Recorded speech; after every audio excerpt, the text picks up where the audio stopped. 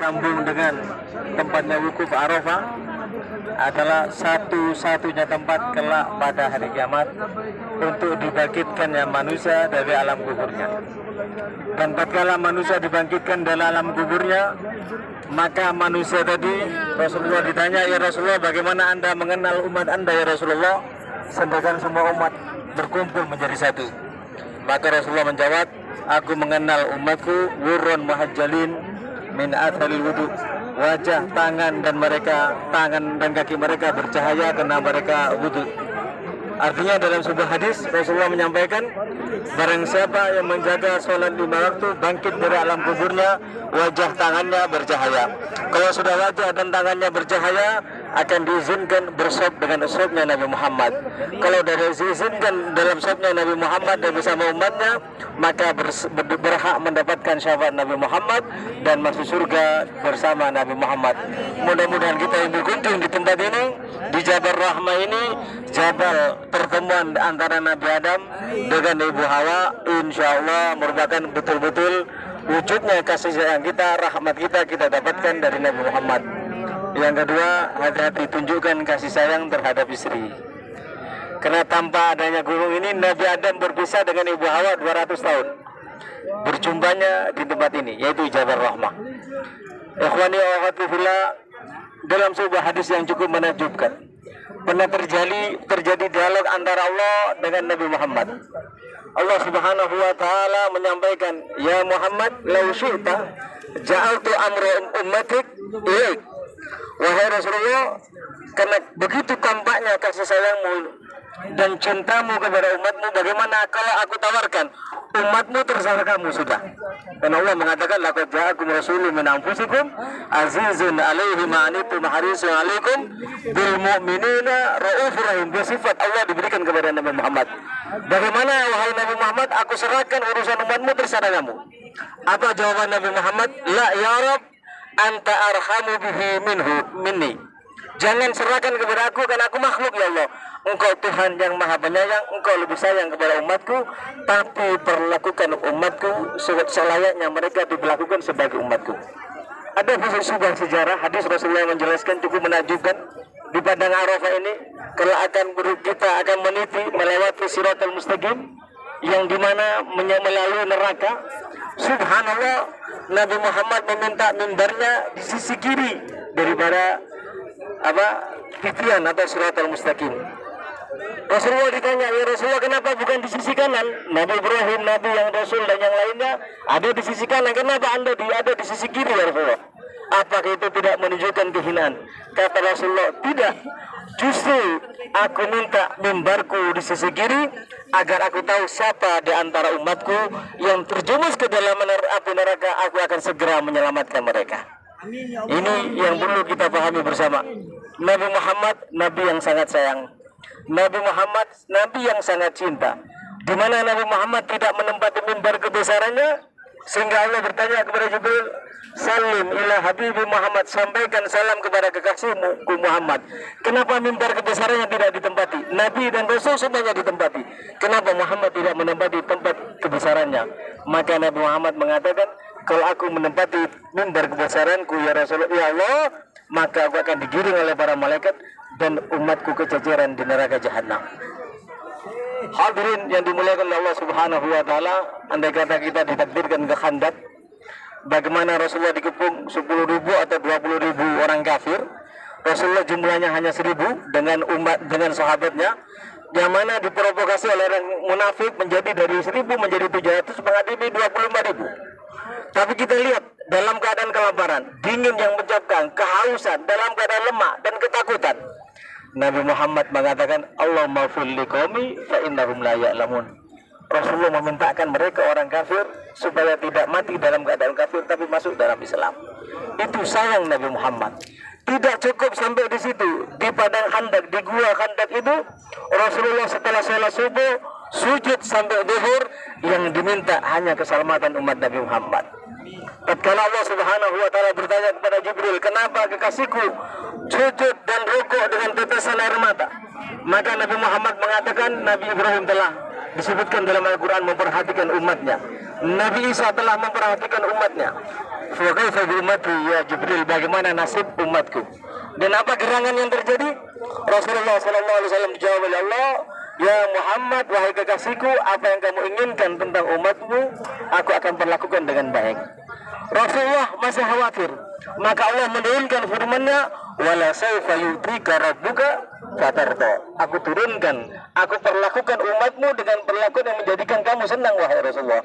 Maka jawaban Rasulullah, "Wallahi la arda wa wahidun min ummati finnar." Demi Engkau ya Allah, aku tidak akan pernah rela, tidak akan pernah puas, bahkan akan kecewa kalau aku masih mendengar salah seorang umatku masih di neraka. Oleh sebab itu, lanjutan hadis tadi menjelaskan barang siapa yang tidak menjaga sholat 5 waktu, apalagi sholat Jumat kalau lagi-lagi, maka dia putus hubungan dengan Nabi Muhammad. Wajah, tangan dan kakinya tidak bercahaya, sehingga tatkala bangkit ingin berkumpul dengan safnya Nabi Muhammad, diusir oleh malaikat. Kalau dia maksa mengatakan, "Aku umatnya Nabi Muhammad," mana wajah, tangan dan kakimu tidak bercahaya? Kenapa? Sholat Jumat tidak dijaga, sholat 5 waktu tidak dijaga. Maka Rasulullah mengatakan, "Wa man lam yuhafidh 'alaiha lam yakul lahu nuran wala burhana wala najatan yaumil qiyamah." Kalau sudah tidak ada wajah, tangan, kakinya tidak bercahaya, bersab dengan safnya Nabi Muhammad, diusir. Kalau sudah diusir, maka tidak berhak mendapatkan syafaat Nabi Muhammad. Kalau sudah tidak berhak mendapatkan syafaat Nabi Muhammad, maka bersama Fir'aun, Qarun, Ubay bin Khalaf dan juga Haman. Ini yang perlu diperhatikan. Jadi kita perhatikan diri kita, anak kita, keluarga kita, jangan sampai tidak sholat. La yamlikuna syafa'ata illa man ittakhadha indar rahmani ahda. Tidak berhak mendapatkan syafaat Rasulullah kecuali yang melaksanakan sholat 5 waktu dengan benar. Terakhir yang saya ingin sampaikan untuk diri saya terutama, tentunya hati-hati di tanah haram, apalagi di Mekah. Satu dosanya lebih besar daripada 70 dosa di tempat yang lainnya, kata Abdullah bin Abbas.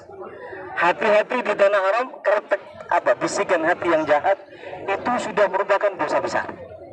Hati-hati lidah kita di tanah haram. Saya kemarin, Mas Zainul yang kehilangan HP, saya cari, saya bisa dapatkan HP Mas Zainul, tapi HP saya hilang, tidak saya dapatkan. Tahu ceritanya kenapa? Pada saat mendapatkan HP-nya Mas Zainul, saya mikir, saya nyarikan HP-nya orang begitu gampangnya, masa HP saya akan hilang? Subhanallah, kontan dihilangkan sama Allah. Jadi hati-hati, yang bersih hati berharap kepada Allah, terutama sholat 5 waktu yang dijaga, baik di sini ataupun di rumah. Hadirin yang dimuliakan oleh Allah Subhanahu wa Ta'ala, mari kita baca doa bersama. Kita baca doa keluar dari Arafah, doa yang juga bertalian dengan apa yang kita lakukan. Mudah-mudahan kita dapatkan dari Allah Subhanahu wa Ta'ala. Coba kita baca. Labbaik Allahumma labbaik, labbaik la syarika lak, innal hamda wan ni'mata laka wal mulk la syarika lak. Labbaik Allahumma labbaik, labbaik la syarika lak, labbaik innal hamda wan ni'mata laka wal mulk la syarika lak. Labbaik Allahumma labbaik, labbaik la syarika lak, labbaik innal hamda wan ni'mata laka wal mulk la syarika lak. Allahumma shalli wa sallim ala sayyidina Muhammad wa ala sayyidina Muhammad miftahi babi rahmatillah adada ma fi ilmillah salatan wa salaman daimini daimillah. Allahumma innaka amarta nabiyyak wa rasulak Ibrahim ayyu'adhin fin nas bil hajj wal umrah wa fatahta lahum asman wa qad aradta wasulahum ila baitikal haram wa arsalta rasulaka Muhammadan sayyidal anam lil ilam bidzalik. Allahumma qad ballagha dzalik wa inna bi rahmatika qad sami'na adana Ibrahim wa ji'na ila baitikal haram mulabbiyan mujibin lil umrah faj'alna ya rab mujibina lil haji bi rahmatika ya arhamar rahimin wa alaina min dzunubika amsalil jibal. Dosa yang kami bawa dari Indonesia ya Allah sangat menumpuk. Dosa kami sangat banyak ya Allah. Durhaka kami kepada orang tua kami, kalau Engkau tidak menurunkan kasih sayang-Mu ya Allah tidak akan terampunkan. Betapa teledornya kami kepada syariat-Mu ya Allah. Dosa demi dosa kami lakukan ya Allah. tapi kami tidak menyadarinya ya Allah. Ya Allah, Allahumma firatuka awsa'u min dunubina wa rahmatu arjaindana min amalina. Sebesar apapun dosa yang pernah kami lakukan, tapi rahmatmu dan kasih sayangmu jauh lebih besar daripada itu ya Allah. Allahumma rahmatak wasi'ah wa inna da'awna ila hadal bait da'awtaka ila al-hadad innama hiya min rahmatika bi hadhihi al-ummah bi wasatil mafi wa bi wasatil wasul illa marad billati da'aha ila rasul. Allahumma fil lana salif al-ijram warhamna ya rab fi mawqifina hada rahmatan tusilna biha ila a'la maqam wa ja'alna ya rab ma'a nabiyyik wa man tabi'ahu wa qurra minhu. Ya Allah, kelak pada hari kiamat, andai kata kami dikumpulkan di mauqif ini, di tempat Arafah ini ya Allah, izinkan kami kumpul bersama Nabi Muhammad. Izinkan kami berkumpul dengan Nabi Muhammad. Izinkan kami ya Allah berkumpul dengan Nabi Muhammad. Sebesar apapun dosa kami ampunkanlah ya Allah. Memang ya Allah, illam yu'ashir illa man yaliklah fa innahu lam yu'ashirna. Rasulullah sallallahu alaihi wasallam, andai kata tidak bergaul, andai kata tidak akan berkumpul kecuali dengan makhlukmu yang layak, maka kami semuanya tidak layak berkumpul dengan nabimu ya Allah. Namun Imam Muhammad Al-Busiri menyampaikan, illam yakun akhidan biyadi, illam yakun fi ma'adi akhidan biyadi fakul ya zallatal qadami.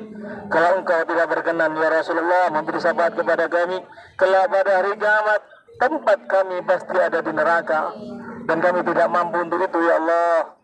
Berikan syafaat nabimu. Nadrah ya Rasulullah, perhatikan kami ya Rasulullah, perhatikan kami ya Rasulullah, perhatikan kami ya Rasulullah.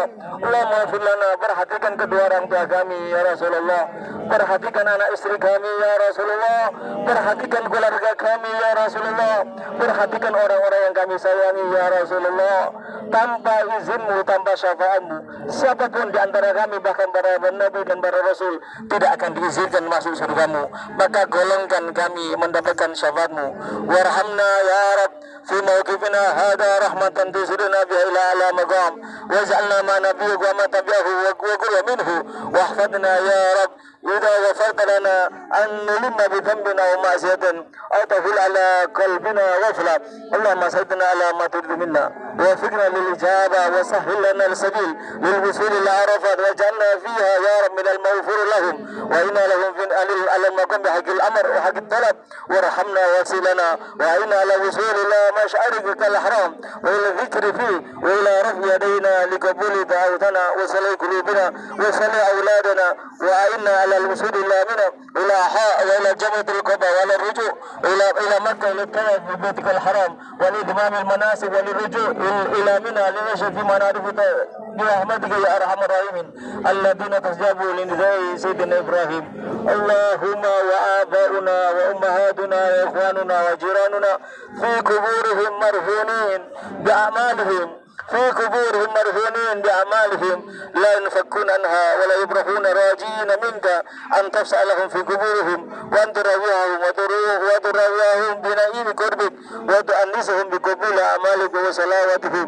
Ya Allah, di antara kedua orang tua kami telah meninggal, nenek kami ataupun kakek kami telah meninggal, keluarga kami juga ada yang meninggal ya Allah. Amal mereka belum memadai untuk selamat dari alam sisa kubur, namun berkat nabimu, berkat rahmat yang ada di jubel rahmat ini, kasihanilah mereka, bebaskan mereka dari sisa kubur, terutama kedua orang tua kami, baik yang masih hidup ataupun yang telah mati ya Allah. Matikan mereka dalam keadaan husnul khatimah, matikan kami juga dalam keadaan husnul khatimah.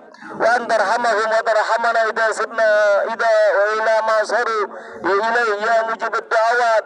Tatkala kami menjadi ahli kubur, meninggalkan dunia yang fana ini, mati ya Allah, maka sayangilah kami, rahmatilah kami, ampunilah kami ya samil aswat ya rahiman man istawas bik minal mulimmat. جئناك بضعف من الأمل وبقلوب مشغولة بالدنيا.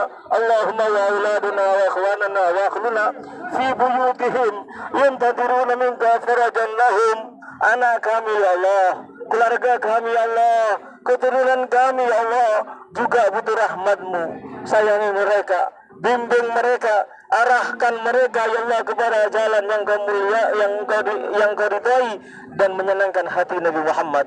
Allahumma fasyrikhum fil umrah wa taif taifin wa uquf al aqifin islahum bi nasibin wafir wa lana wa lahum ilman talabu min ad-du'a wal mustaghafirina ya arhamar rahimin. Keluarga kami, anak kami, suami kami, istri kami, kedua orang tua kami, siapapun yang mencintai kami dan memohon doa dari kami yang melaksanakan umrah ini, ya Allah, kabulkan semuanya sesuai dengan yang mereka inginkan. Kabulkan semuanya sesuai dengan yang mereka inginkan. Labbaik Allahumma labbaik, labbaik la syarika lak, innal hamda wal ni'mata laka wal mulk. Allahumma shalli ala sayyidina Muhammadin abjadil wajah. Allahumma bayyid wujuhana wahfadna bihi minal ghar wa minan nar waqbal biha umratana wa ziyaratana wa ya arhamar rahimin. Wa sallallahu ala sayyidina Muhammadin wa alihi wa sahbihi wa sallam. Alhamdulillah rabbil alamin. Bisiril Fatihah.